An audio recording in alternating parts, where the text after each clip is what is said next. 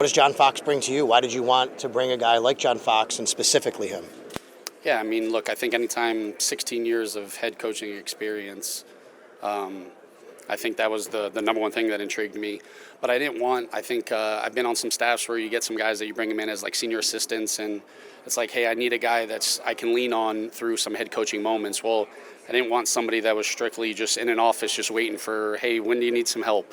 I wanted a guy that wanted to still coach football, right? And so Coach Fox he's sitting in the defensive meetings, he's giving ideas, he's going through it all, and then, hey, when things go, I know he's a guy that's not going to just be a yes man, right? He's been through it all, and someone that I can lean on in those moments. Speaking of coaches, you hired both your coordinators, from Denver, Pete Carmichael, Jim Leonard.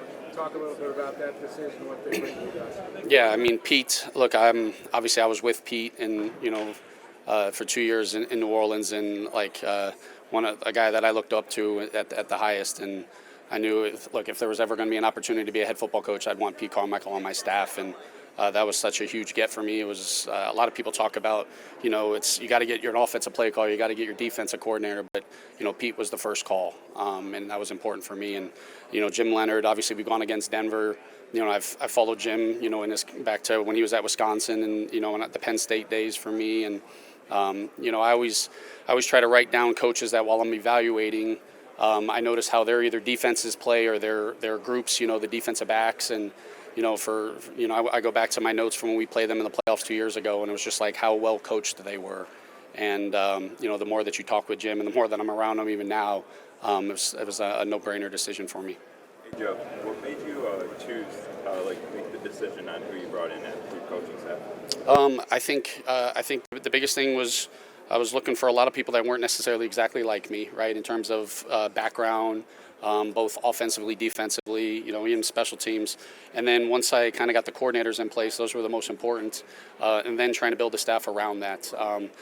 I think you want to build an offensive staff you need some guys that are very black and white, and they do things one way and they can't think outside the box, and you need someone else in that room that is an outside the box thinker. And so just a bunch of different personalities. The unique thing is that I've been in the building, so I also know what's in those rooms, right? So I was able to kind of build around a coaching staff around some of the personalities in the room, and it made it a little easier for me. How necessary is it to have reset conversations with some of the people in the building, as far as the way you were initially relating in your former role versus, in the new role and establishing your voice and authority and authenticity now? Do you find that that's necessary, or will it be necessary to have some resets? Yeah, look, this is year 1. It's not year 10, right? And I think that's, there's been a foundation that's been set here, and it might be a little different in a sense of we understand what expectations and everything that comes with it, right? But this isn't just, hey, Joe Brady's in and everything's just his business as usual, right? And so it's important that everybody in the organization knows it, because if we continue to speak about how things used to be, then we'll never continue to go forward. And so I have so much respect for the past, but it's year 1 in organization right now.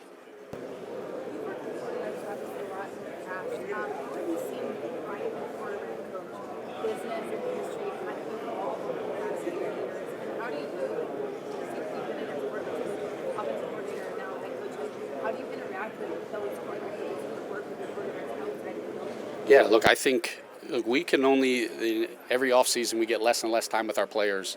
The private quarterback coach, they actually have their hands on and are with the players way more than we are. And I think the dialogue that we have with them, speaking the language, talking through them, but I think it's essential nowadays. And I think having the relationships with those coaches is important. But I think they've elevated the game. I think sometimes, private quarterback coaches might get a knock on, their ways of doing things, but I think it's actually helped the quarterback play in the league especially. Hey Joe, what are you looking for in wide receivers here at the combine? Like specific drills, what nuances, something specific that you're looking for? Yeah, I think the biggest thing about wide receiver play, right, is no two receivers are the exact same, right? And so I think understanding their type of skill sets and seeing what those kind of look in specific drills, right? There's some guys that are naturally quicker. Well, I hope to see that quickness in some of the drills, and some guys are straight line speed that they might struggle in a shuttle drill or whatnot. But to me, I like the combine to really understand their personality, what makes them tick, kind of do they love. I just want football players that love ball, right? And so trying to get an opportunity to just kind of connect with them, understand that, look, you can test really well, and I hope those guys do that, but you are what you put on tape as well, and I'm going to take that way more into consideration. I think Jason Rebrovich and Joe Dana were the only two defensive coaches retained. What about those guys, and what you feel about what the work that they've done and why they've stuck around with you? Yeah, I mean, they obviously did a great job here, and it was important. Look, it was tough for a lot of the guys on our defensive staff, right? Because I told myself if I ever got to be a head football coach, I wasn't going to walk into a job and tell a coordinator this is your coaching staff, right? And fortunately, we had a lot of good coaches, but I could have had, we could have had Bill Walsh as our linebackers coach, but if Jim Leonard needed somebody that was his right-hand man to coach linebackers, he probably would have taken Bill Walsh. But if it was going to be, hey, I needed some of his guys as well. And I know what that's like being a coordinator and you look and you don't have someone next to you, right? And so I think that was important. So through that process, it was making sure those guys understand how I felt about them. And look, Joe Dana's done obviously an incredible job, in the back end. He's extremely bright, been in a lot of different systems. And then Reb's second time in Buffalo, loves Buffalo. He had opportunities to go other places and to have even in more of an elevated role, and chose to be here. And that means a lot to me. How can the meetings and everything else this week entails be helpful for you, as a first-time head coach, getting ready for free agency, the draft, and the rest of the offseason? Are you saying meetings in terms of outside of formal interviews and Player interviews? Yeah. Everybody knows the benefit of a GM being here or a scout, but as a head coach, I'm curious from your perspective what you can gain from it. Anytime that you can have contact with a player and get to know them, see them in uncomfortable settings, see them talking football, see them around. I watch how guys walk with their groups at the combine, right? Who's the guy that's on his phone just sitting in the back? Who's the guy that's kind of, hyping his boys while they're running the 40?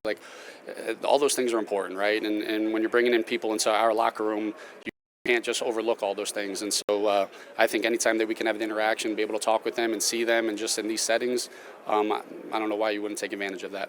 Well, we know you're pretty animated in the box. What should we expect as you as a head coach on the sidelines now? That's a great question. Only time will tell. Look, I'm animated no matter what. That's kind of my personality. I hope nothing changes in who I am, through this. I'm the same person I was when I was a GA as the same guy in front of you right now, right? So, hope you'll see the exact same person. Hopefully a good animation. Joe, how would you say your time as a GA at Penn State helped you to where you are now? I mean, it's everything. The work ethic, the approach, everything I learned from James Franklin, Joe Moorhead. I learned so much football doing that. I'm a small school William & Mary guy, right? And it got me an opportunity to go kind of see big time football and see the detail that it takes to be a part of a winning organization. And there's a lot of things. There's a lot of things that I do that I still feel like I'm a GA in a lot of that sense. And but the work ethic, the amount of knowledge that I learned, the process that I went in the off season, I learned it all by being a GA. And like I said, I wouldn't be up here if I didn't go through that. Joe, you obviously hired a couple guys from Denver. Sean just hired Ronald Curry to coach receivers. What's Ronald like as a coach and teacher? He's a stud. He's going to be a future OC in this league. Look, RC, we had a lot of success. Josh Allen won an MVP with RC as his quarterback coach, right? He was like my right-hand man here. And so, obviously, it's sad for him to not be working with us anymore, but I know how Sean feels about him. I know he's going to be a huge component for Davis, and I have nothing but love for RC as a person and as a coach. Retained Alec, he's been known as that guy who can play all across the line. But there's also an ability for a guy maybe to be a starter. How do you weigh that sometimes? Is he better at one job to be the starter, or a guy we can use all over the place sometimes for a guy? Yeah, I mean, look, everybody has a role on your football team as it kind of gets to the season time. But in the off season, man, you want a bunch of guys that are sitting there having the mindset like, here we go, I'm going and I'm going to take it and I'm going to be the starter, right? And I don't want people always to be happy with the role come the season time. But a guy like Alec a couple years ago was the jumbo, and man, he embraced it, right? And then last year he didn't play as much. We fortunately we had Jackson Hawes, didn't have to live in the jumbo world. But when he had the opportunities to go in, he didn't blink. And you want guys like Alec Anderson on your football team, right? The type of edge he plays with. We talk a lot about Bills blue, type of players. Well, we also want some Bills red guys, some guys that have an edge, a little bit of personality to them. And as we know, Alec Anderson, sometimes I need him to not talk, but he does it a lot, and I love him for it. So I was so excited to get him back. Joe, how did your 2 years as an offensive assistant under Sean Payton, I guess, influence how you shape the world? I know Declan Doyle follows you. Do you kind of have any relationship with him going back? Yeah, like I joke all the time, and I know I say the same thing all the time, but like I got my master's degree at Penn State, and then I got my doctorate in New Orleans, right? It was everything to me in New Orleans, working with Sean, Pete Carmichael, right? Sean Payton, seeing how one of the game's greatest minds to ever play come up with plays, and not just but like explain the why and be able to teach and then motivate and reach his football team. And I can be on all day talking about how great of a coach I think Sean Payton is, and it helped. I wouldn't have been able to call plays at LSU from being a coaching assistant if I didn't have that experience in New Orleans. He said he talked to you sort of like just around the end of the season and all of that. And I'm curious, just like when he's obviously elevated Davis to be his coordinator, first guy he's had beside Peter Joe in a long time. Like, what would it be like, do you think, to be Sean's offensive coordinator and to maybe be calling plays at that? I mean, I don't think you can be around somebody that's like, to be a first-time play caller, to have Sean Payton as a resource. I think, and look, I think Davis is an absolute stud. Like, he's going to be great regardless. But just to have somebody that's been through it and has called a lot of games at a high level to pick his brain and everything like that, it's going to be a huge resource for him. Here, there were some people who said he got a little bit one-dimensional with his usage. What can we expect from him going into this coming season? Yeah, I think no different Khalil than everybody else, right? It's as we put together this roster, just finding different ways to utilize the guys where it's not the same year in and year out. And I think Khalil can play inside and outside, right? And there's really not a lot of things Khalil can't do. And as we watch cut-ups and as we go through things and put it all together, it's there's definitely ways to get the ball in his hands in different ways. And we have to continue to grow his game because he's such a huge component to our offense, right? He's one of our best football players, and when the ball's in his hands, good things is happening, and it doesn't necessarily always have to be in a short range. You know what I mean? Thanks, Joe. Thank you.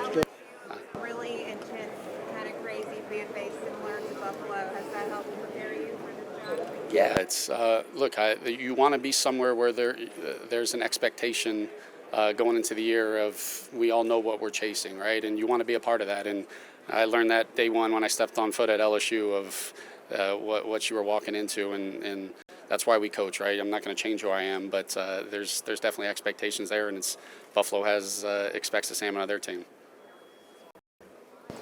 How's Josh's foot?